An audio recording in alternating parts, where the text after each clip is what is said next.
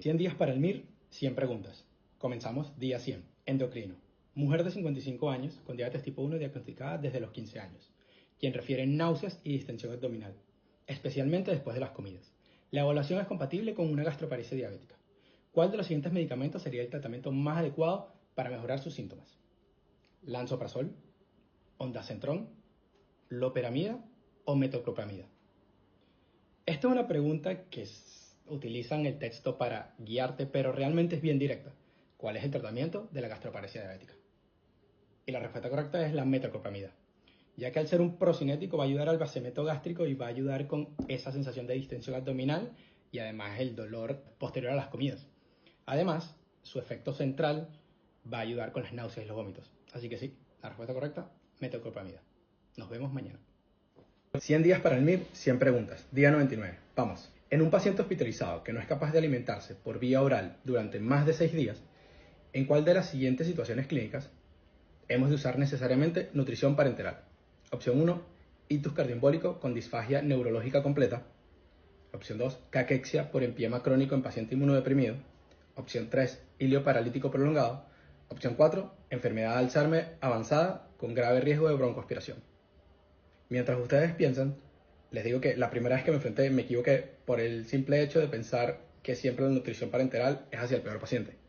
Pero si revisamos las guías de la Sociedad Americana de Gastroenterología, vamos a ver que la única indicación para nutrición parenteral es que haya un déficit o algún problema en la digestión, absorción o en el tránsito intestinal, porque siempre debemos priorizar la vía oral o enteral.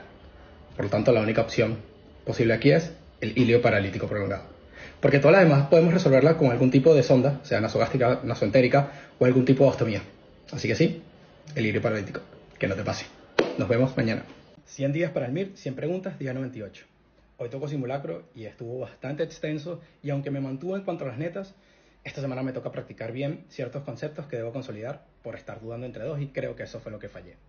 Hoy, por ser 19 de octubre, vamos a hacer la pregunta respecto al cáncer de mama. Mujer de 35 años con un nódulo de mama palpable de 2 centímetros en la mama derecha, sospechoso de malignidad en la ecografía.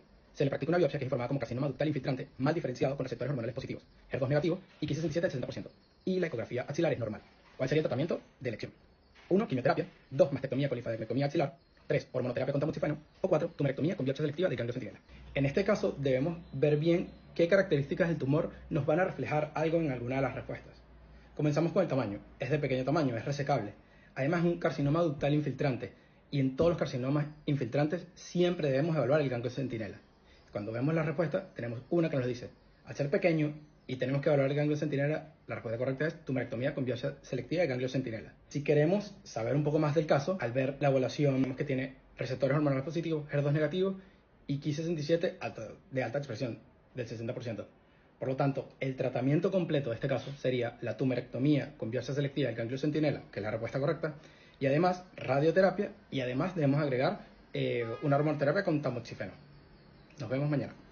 100 días para el MIR, 100 preguntas, día 97. Hoy domingo, una sencillita del MIR 2020. Indique cuál de los siguientes factores provoca un aumento de la cantidad de oxígeno que libera la hemoglobina. 1. Disminución de los iones hidrógenos. Opción 2. Disminución del CO2. Opción 3. Aumento de la temperatura. U opción 4. Disminución del 2,3-bifosfoglicerato. Esta vez nos tenemos que remontar a fisiología, primeros años de carrera, pero está bien sencilla. La única que nos podría confundir es la opción 1, porque al decir disminución de los iones de hidrógeno, nos hace pensar en uno de los que aumenta la liberación, que sería la disminución del pH. Pero esta opción se refiere más bien a un pH alcalino. Para resolverla, la opción correcta es la 3, aumento de la temperatura. Y todas las demás están a la inversa, porque las acciones que aumentan la cantidad de oxígeno que libera la hemoglobina son aumento de la temperatura, opción correcta, aumento del CO2, aumento del 2,3-bifosfoglicerato y disminución del pH, o sea, más hidrogeniones. Nos vemos mañana. 100 días para el MIR, 100 preguntas, día 96. Hoy una pregunta de pediatría del MIR 22. Una pregunta como esta nos sirve para estudiar. Respecto a la gastroenteritis aguda, en pediatría señala la afirmación incorrecta. La opción 1 dice, los rotavirus son una causa infrecuente de gastroenteritis aguda en los niños a nivel mundial. Bueno, no hace falta seguir leyendo porque esta es la correcta, porque es la falsa. Bueno, todos sabemos que la primera causa de gastroenteritis a nivel mundial, tanto en adultos como en niños, es la viral, y los rotavirus se encuentran entre estas. Pero una pregunta como esta nos sirve para estudiar y aprender un poco más de qué nos podrían preguntar en el MIR. Y es lo que voy a hacer. Vemos que nos hablan de los principales patógenos bacterianos, aquellas de repente diarrea sanguinolenta, que son causadas, por ejemplo, por Salmonella notifoidea, Shigella, Campylobacter y Yersinia. La otra opción nos dice que la enfermedad por Clostridios difficile puede ser tanto nosocomial como adquirida en la comunidad del niño. Esto es algo que nos podría hacer dudar porque estamos acostumbrados a que es causada por el uso crónico de muchos antibióticos en pacientes hospitalizados, pero sí, el Clostridio difficile puede ser también adquirido en la comunidad. Y la última nos dice, entre los patógenos bacterianos que causan enfermedades vehiculadas por alimentos se incluyen Bacillus cereus, Clostridium perfringens y Staphylococcus aureus. Esta, a primera mano, realmente no lo recordaba, porque cuando pienso en una enfermedad vehiculada diarreica, pienso en una salmonelosis. Pero sí, esta también puede ser una causa. Y simplemente no marco esta porque la otra sé que es muy incorrecta, ya que el rotavirus es la primera causa de gastroenteritis aguda en niños a nivel mundial. Colocar la 1, tenerla buena y aprender de cada una de estas otras opciones, como por ejemplo que estos pueden ser enfermedades vehiculadas. Nos vemos mañana.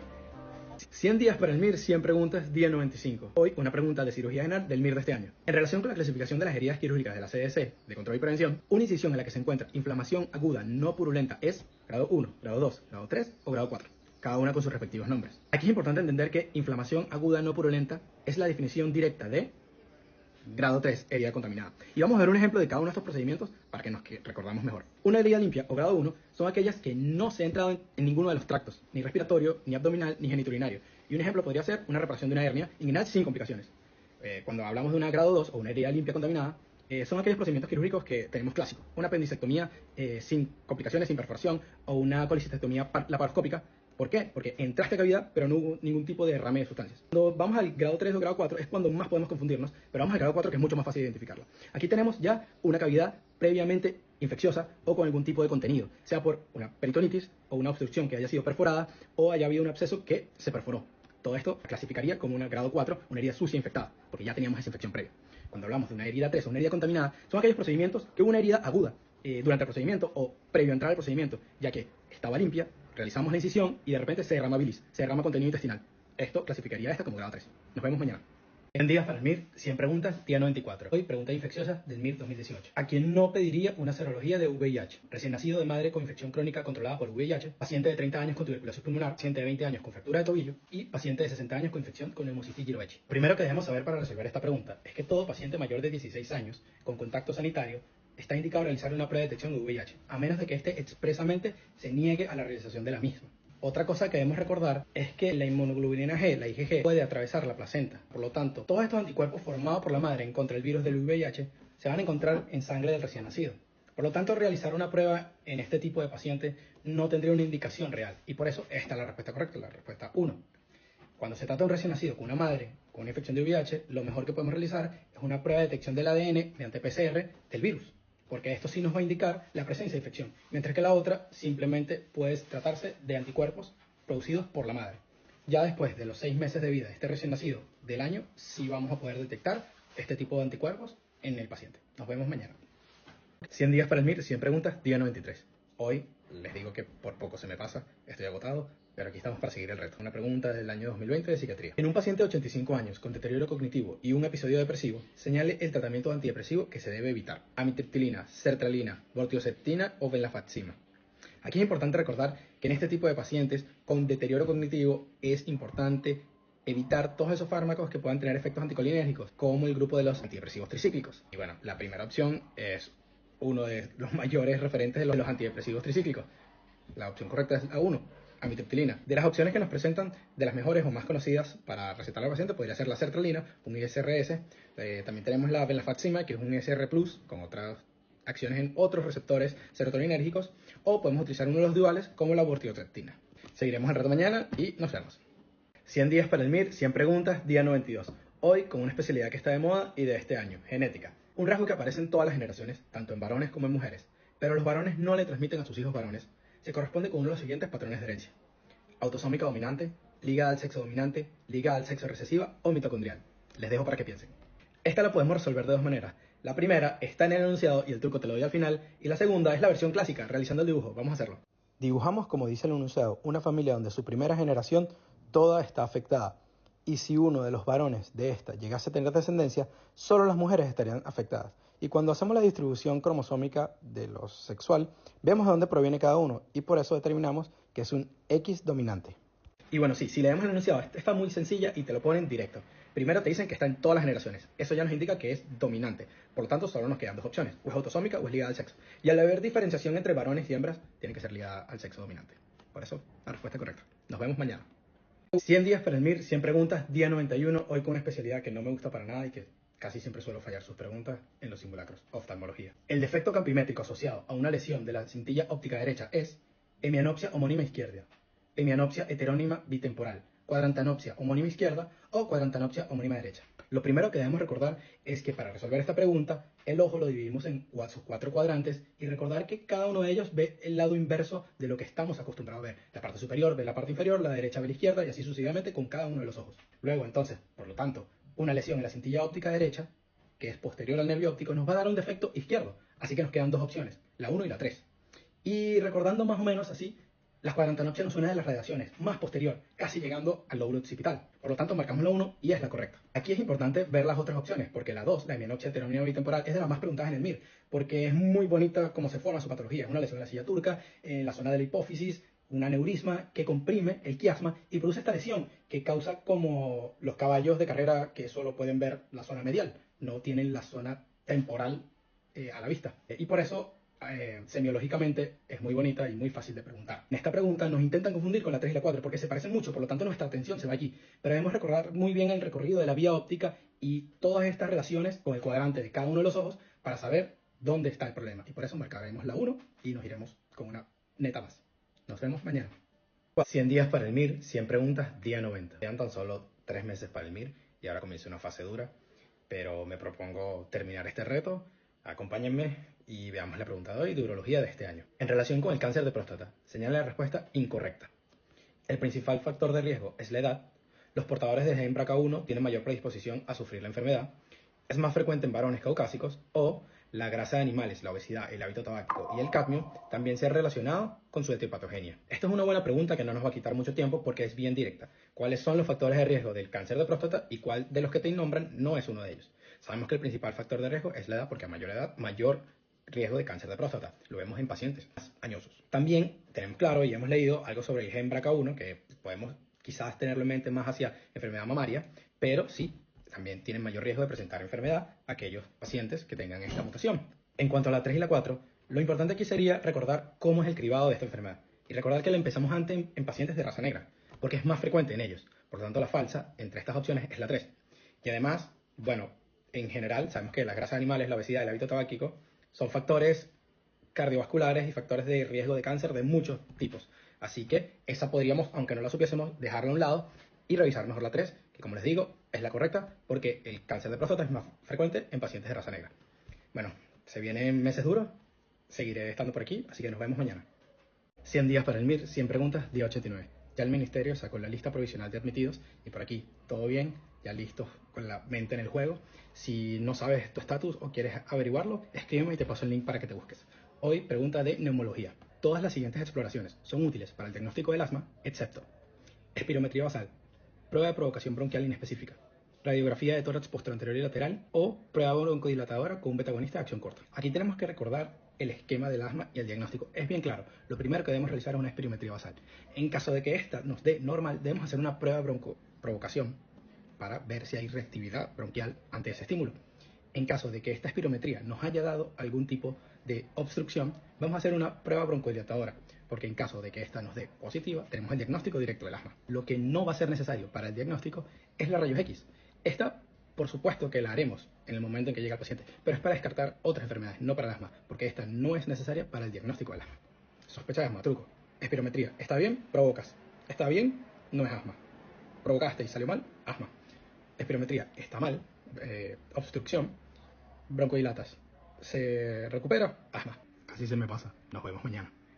100 días para el MIR, 100 preguntas, día 89. Una pregunta muy bonita de nefrología del MIR que acaba de pasar. Una persona sana sufre una deshidratación tras realizar ejercicio físico intenso a altas temperaturas sin ingerir líquidos. Respecto a la activación del sistema renina, angiotensina, aldosterona en esas condiciones, señala la respuesta incorrecta. Bueno, lo primero es que vemos un paciente deshidratado, además a altas temperaturas y sin ingerir líquidos.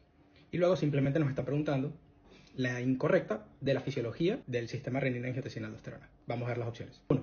Los cambios de presión arterial se acompañan de cambios proporcionales en la filtración glomerular.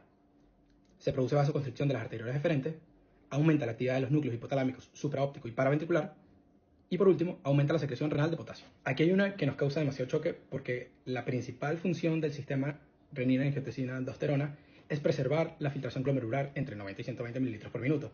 Y el cuerpo puede sufrir por toda clase de daños, cambios de presiones, hemorragias. Se encarga de preservar el riñón y cómo pasa la sangre a través de él. Por lo que detectamos que la primera es la falsa. Revisando las otras, vemos que son ciertas, porque la principal función de la angiotensina 2 es vasoconstricir la arteriola deferente.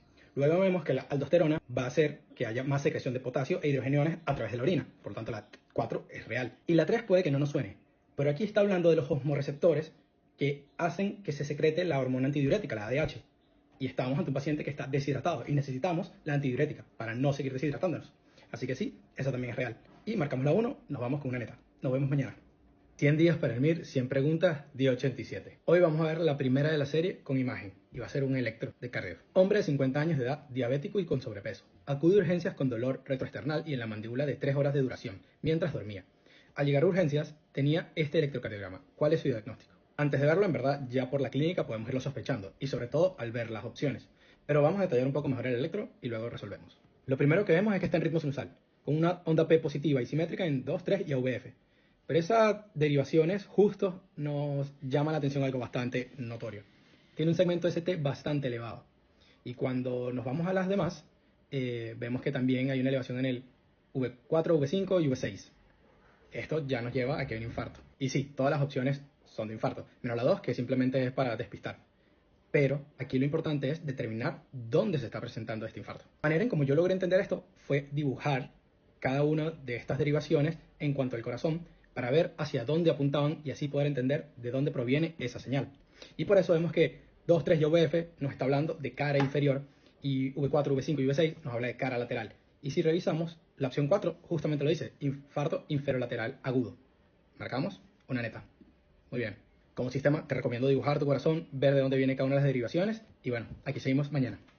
100 días para el MIR, 100 preguntas, día 86. Vamos con una pregunta corta de oncología. En relación con el tratamiento con radioterapia, señala la respuesta incorrecta. Puede ser una alternativa de tratamiento curativo en diversas situaciones de oncología. Se emplea también para determinadas patologías benignas. Está contraindicada para el tratamiento de tumores pediátricos o tiene una demostrada utilidad en el control de dolor de metástasis óseas. Bueno, esta es una pregunta bastante básica y al ser la incorrecta podemos determinarla de entre las demás de una manera más sencilla. Y de una, vamos a resolverla. Es la 3. No está contraindicado en pediatría. Es más, es uno de los tratamientos del tumor extracraneal más frecuente, de los gliomas. El tratamiento es la radioterapia. Por lo tanto, marcamos esa, que es la falsa. Si revisamos las demás, también no hay mucho que confundir porque sabemos que es una alternativa curativa de algunos de los tumores, por ejemplo, tumores pequeños de pulmón, pueden ser curativa la radioterapia, aunque radioterapia no suena casi siempre a cáncer o maligno, no, también se utiliza en ciertas patologías benignas.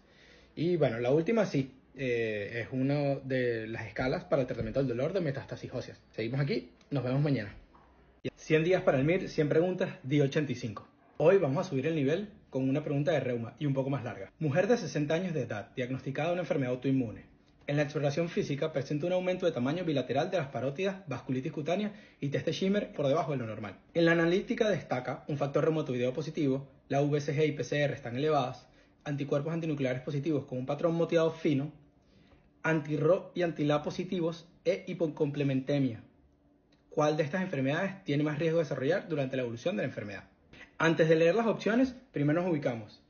Ya por los anticuerpos que nos están mencionando y el test de Schimmer, nos vamos hacia una dirección. El anti-RO y el anti-LA, además del test de Schimmer por debajo de lo normal, nos dan una dirección hacia un síndrome de Sjögren.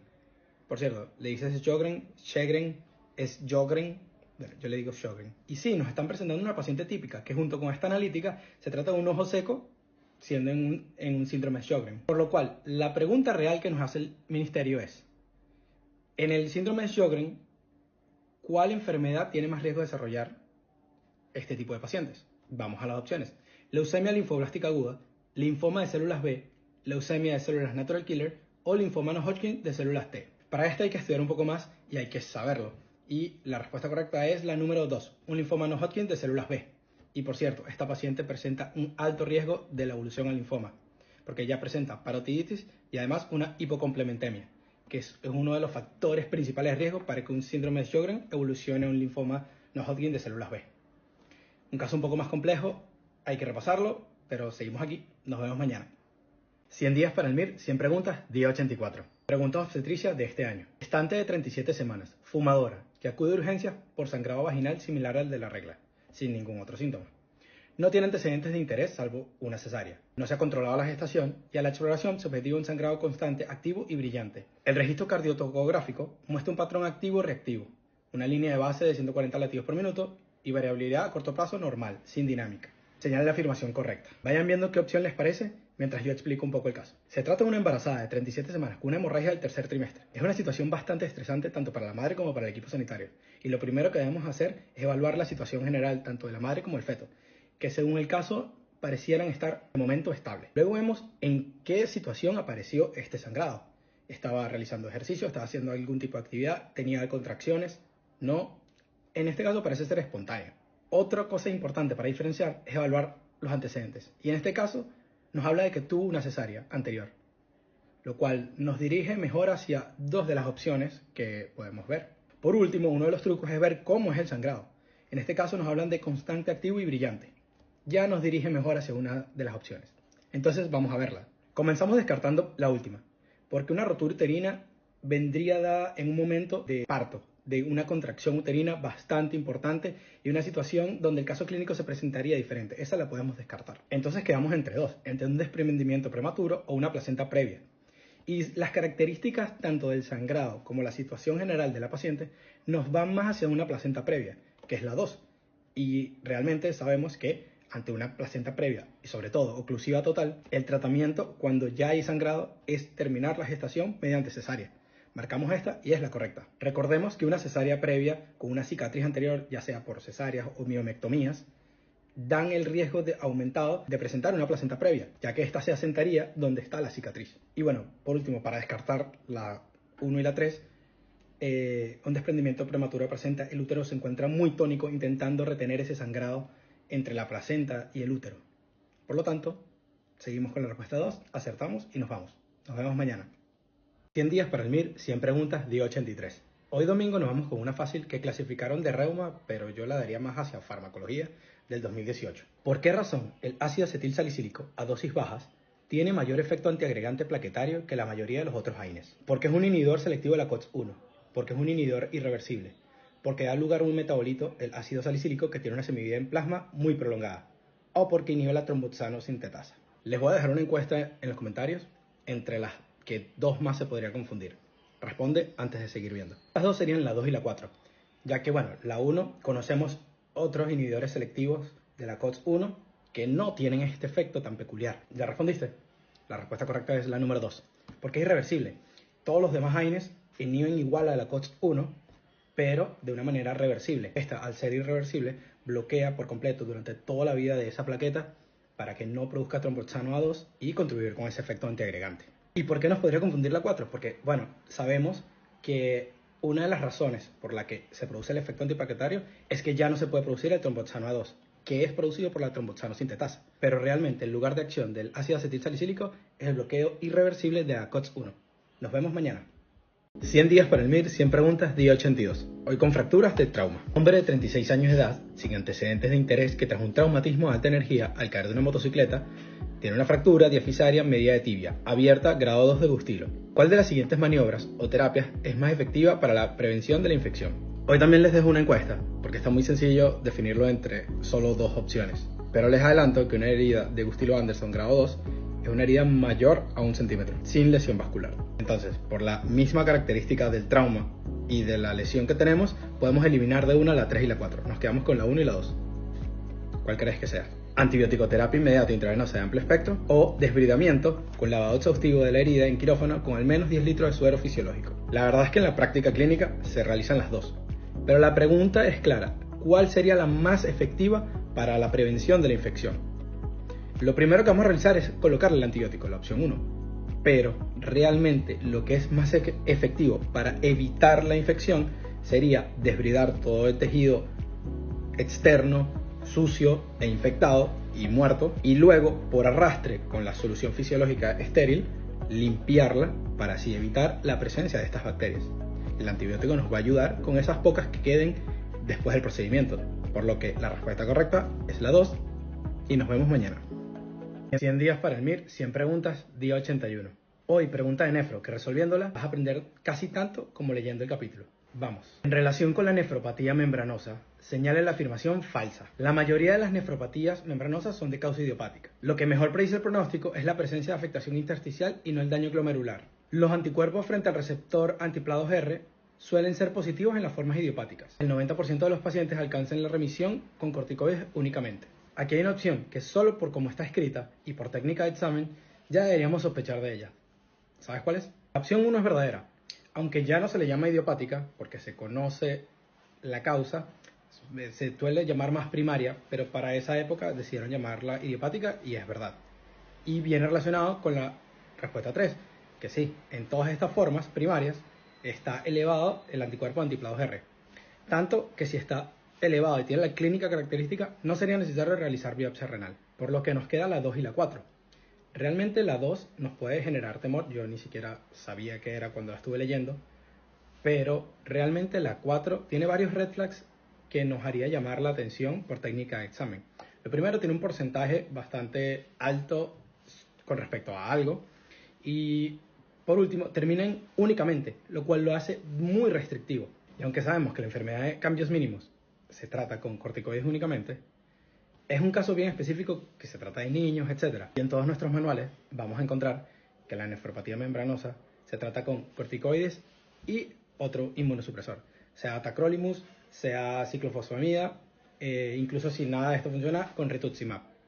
Entonces marcamos esa, por lo que leemos la 2 y aprendemos sobre ella y descubrimos que el pronóstico no viene dado por cómo está el glomérulo en una nefropatía membranosa, sino más bien sobre cuánta fibrosis hay en el intersticio, si es focal y segmentaria, si empieza a avanzar en ese aspecto. Entonces, una buena pregunta para aprender sobre el tema, uno de los más preguntados en nefrología. Nos vemos mañana.